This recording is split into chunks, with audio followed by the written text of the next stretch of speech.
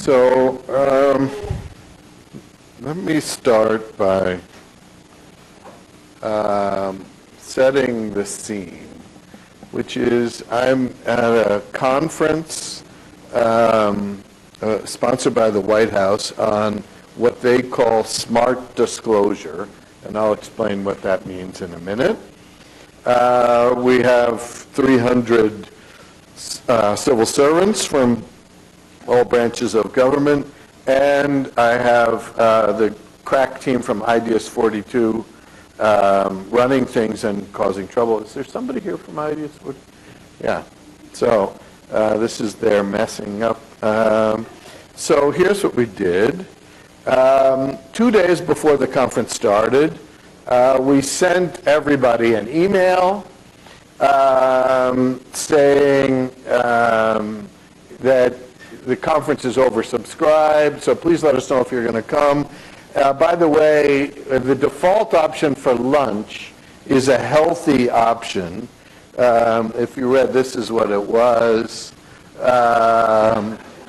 Bean sprout and soy cheese sandwich on gluten-free soda bread. And so 80% of the people failed to opt out of that lunch.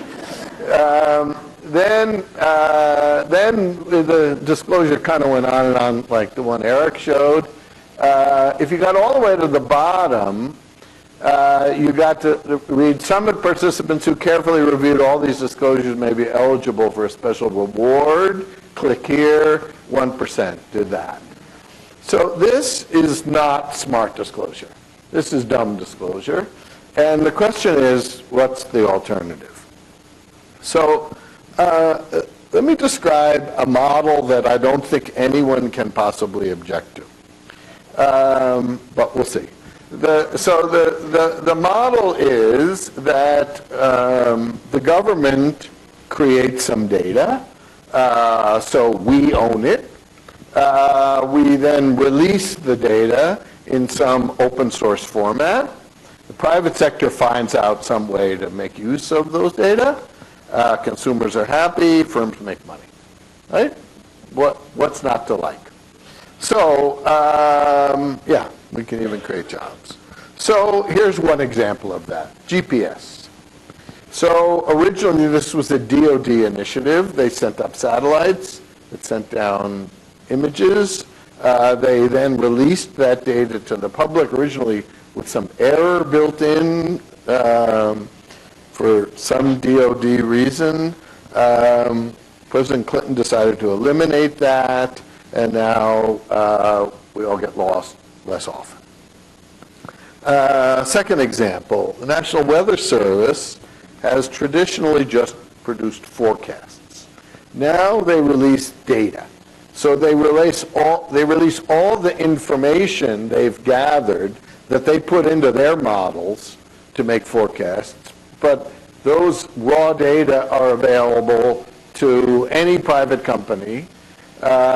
So now if you own an orange orchard in Florida and you want to know the probability of a frost tonight, you can buy a special forecast that will be within 100 meters of where the frost line will be. Coming sometime soon, maybe in your next car, your GPS will switch your route, not just because of a traffic jam, but because of a thunderstorm that's coming in your way.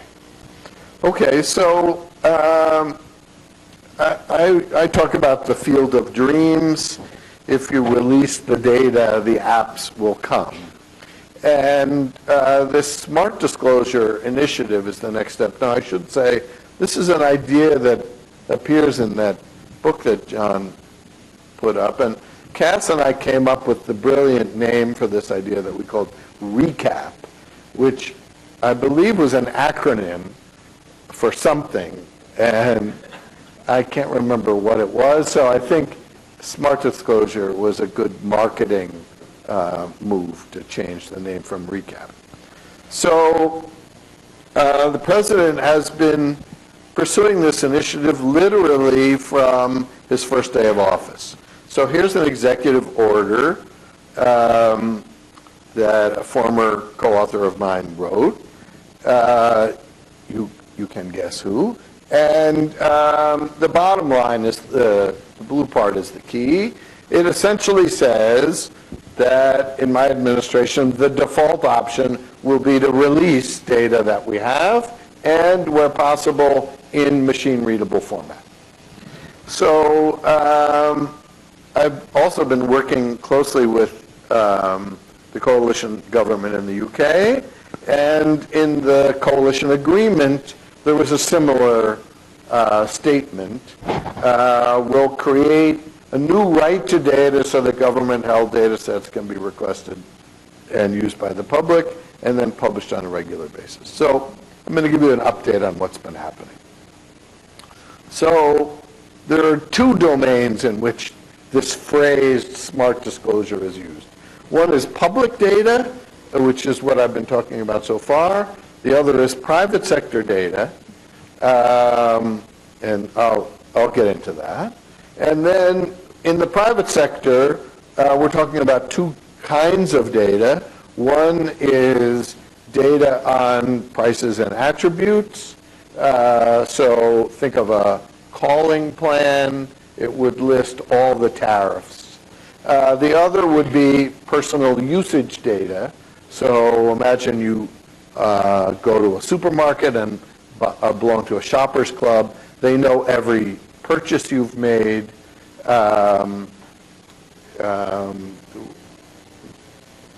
I believe, and it's the law in the UK, that you should own your own usage data. So let me make one thing clear about that. I believe you should own your data. I don't think you should own the inferences that companies have drawn from that. So for example, you would have the right to get the list of books you've bought from Amazon, but not the formula they use to predict what other books you would want. So what does this have to do with behavioral economics? In Nudge, we talk about the difference between humans and econs.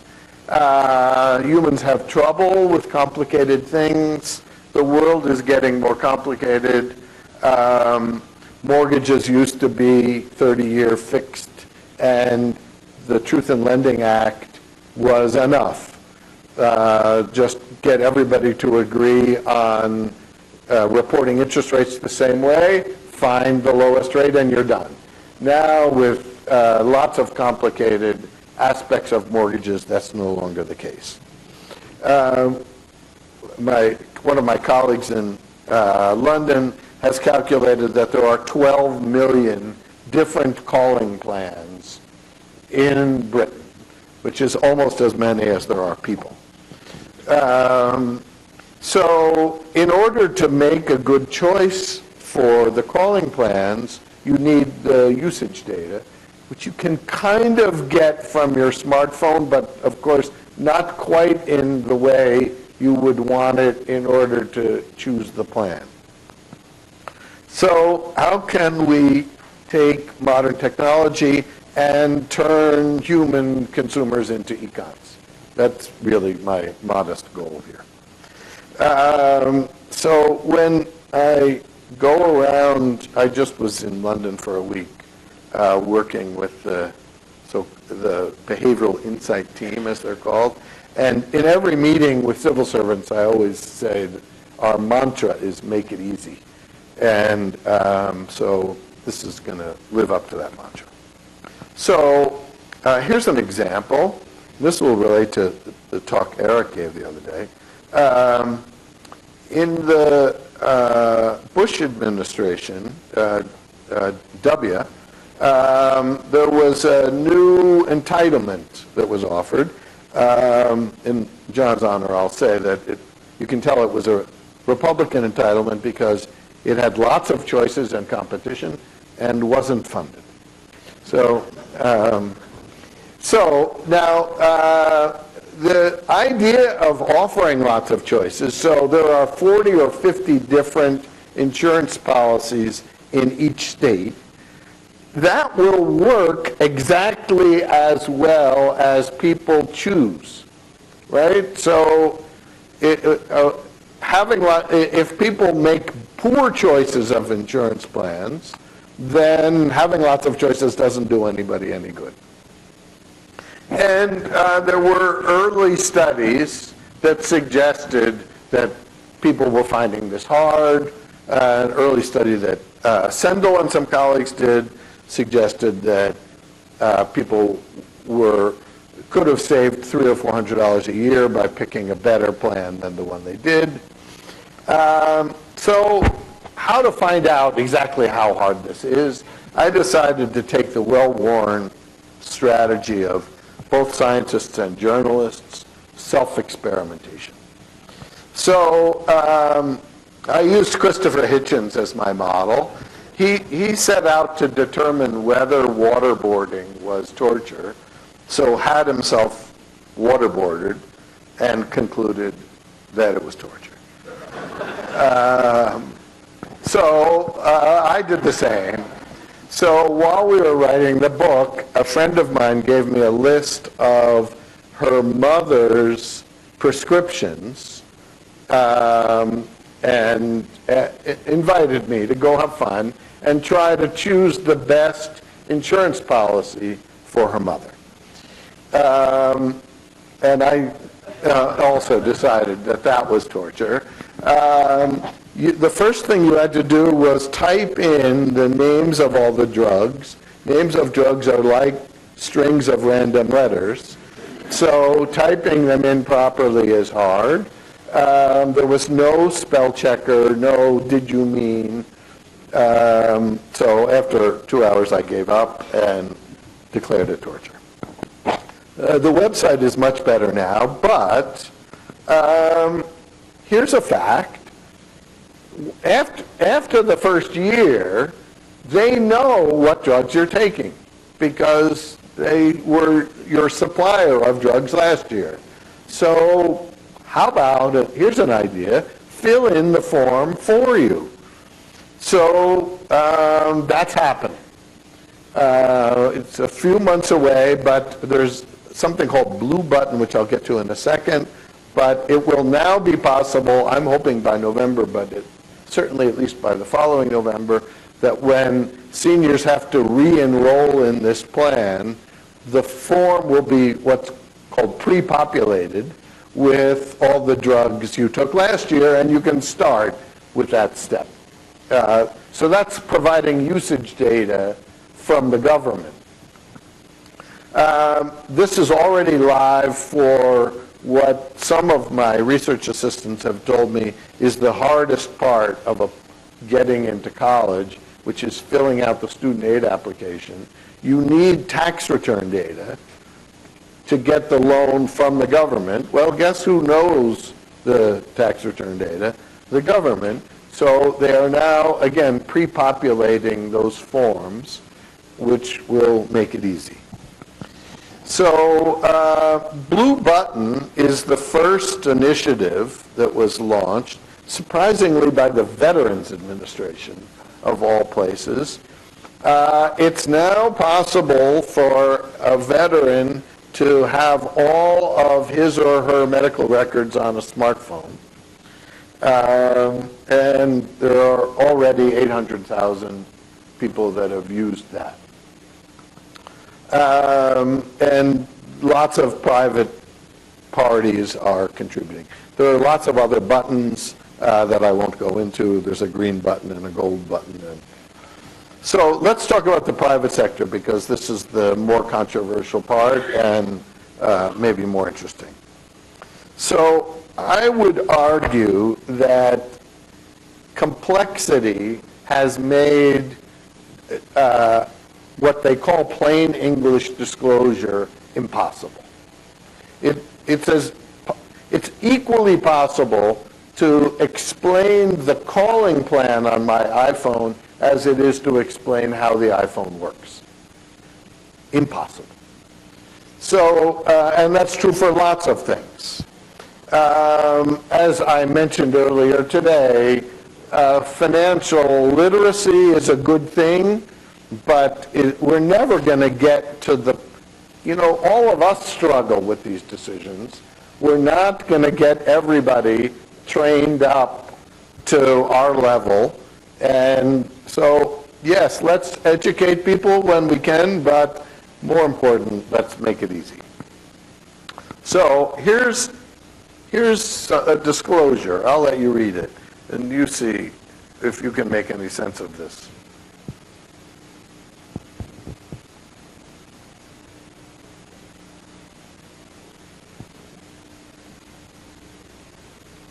Okay, so this is just 2 paragraphs from the 40 pages that come with your annual new credit card statement that you're asked to sign. I guess we could parse this if we worked at it hard enough, but it's not that helpful.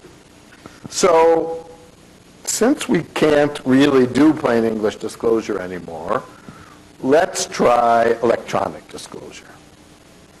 So here's the principle I'm advocating. Consumers should know should know how much they're going to pay, and they should have machine-readable access to their own usage data. Now, what would they do with that? Well, they would, with one click, upload that data to websites that we're calling choice engines. A good way to think of a choice engine is think about travel websites. So travel websites, that world I view as kind of like a B+, A- shopping experience. There's lots of competing websites, and there are aggregators like Kayak that are allowing you to shop across the different websites. If I'd get it up to an A if the FAA is trying to get the airlines to agree to provide fees as well as fares. If we did that, then that market would work about the way I want other markets to work. So we want to get consumers to be smarter. We want to create a market. So here's who are the winners and losers in the world I'm trying to create. The winners are going to be firms that provide good value for money. The losers will be firms that are making money through obfuscation and deception. Now, that will tell you where the battle lines will come on various proposals to impose this kind of disclosure on the private sector. So, for example, when the FAA was trying to get the rule passed about baggage fees and so forth, Southwest said, great, because they don't have any of those fees, and all the other airlines are fighting it. Eventually, I think this has the potential to eliminate many of the things regulators are now doing. So imagine Richard Cordray's job of being the Consumer Finance Protection Bureau head, and people are always getting mad about one fee or another, and we've seen in recent years how that works, that a regulator says you can't have that fee, so the bankers have to think of some other fee. If every fee is transparent, then I see almost no reason to regulate what fees you can charge and what you can't.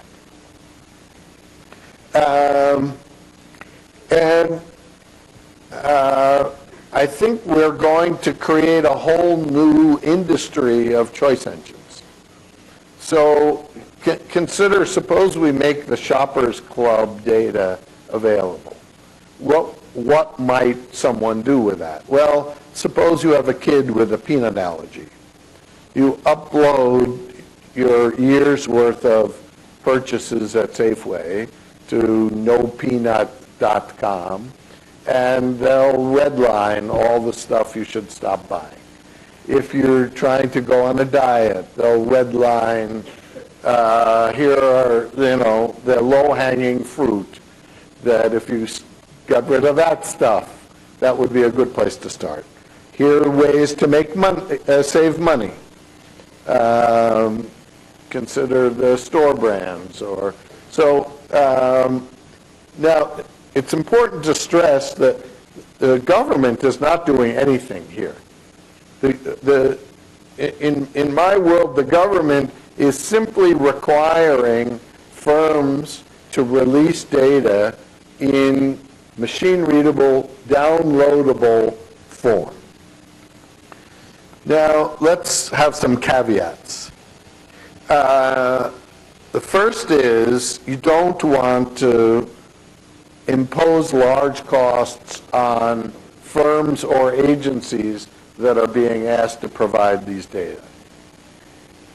It's certain that firms will complain that providing these data is terribly, terribly costly.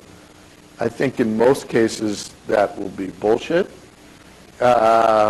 If they're collecting the data and it's on their computers, they're using it all the time to figure out what coupon to put on the back of your receipt. It can't be that hard to give you a file with that information. Here's a nice example. Social Security has switched to smart disclosure. Why? They realized how much it was costing to send that annual statement out each year. And wouldn't it be easier to send an email? So soon you will be able to download your entire history, then upload that to a website like Larry Kotlikoff has one website that would enable you to make some calculations about what's the best date that you should start claiming for Social Security. That piece of paper was more or less useless. We have to be careful that the regulator not hinder innovation. So suppose we had smart disclosure when somebody invented the iPhone, and now you can buy a song on your iPhone. That didn't used to be possible.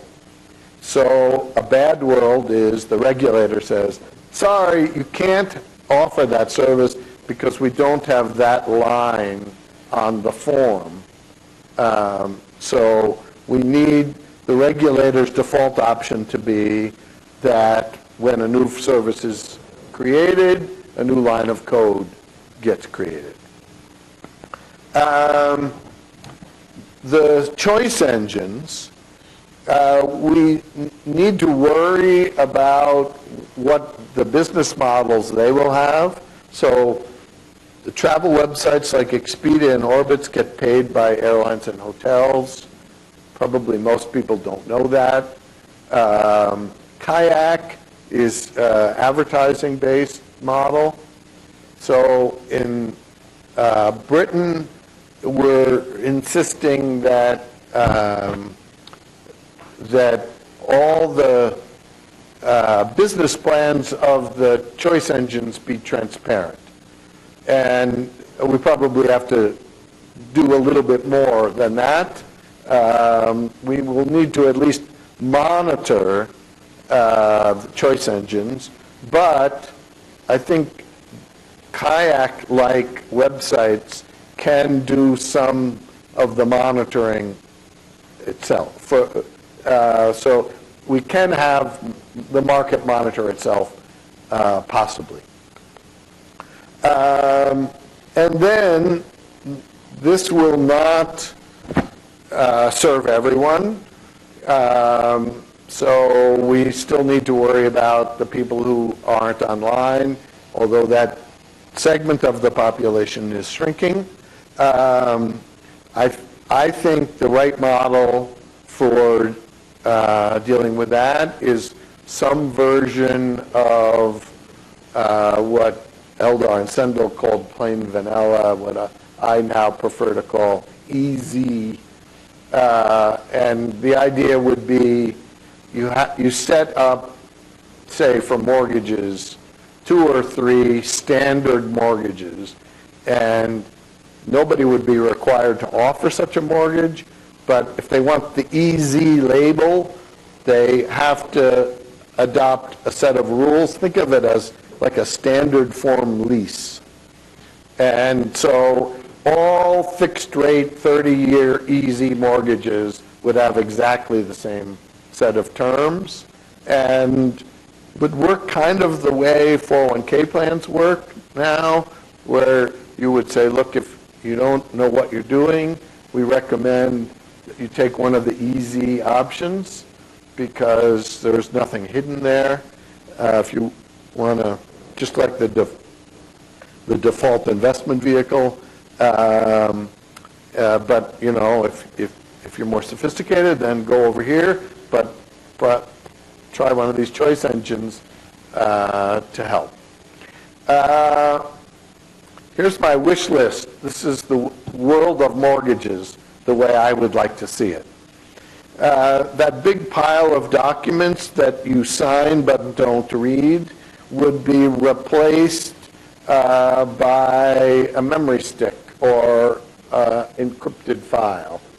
So imagine somebody offers you a mortgage. All the terms of that mortgage are on that memory stick. You stick it into your laptop. You go to mortgagesearcher.com.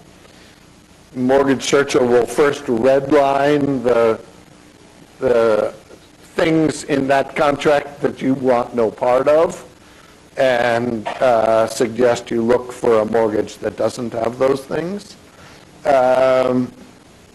And would also help you shop. Getting more ambitious, I think we should do the same with all mortgage-backed securities. Mortgage-backed securities, one of the problems is they were really opaque.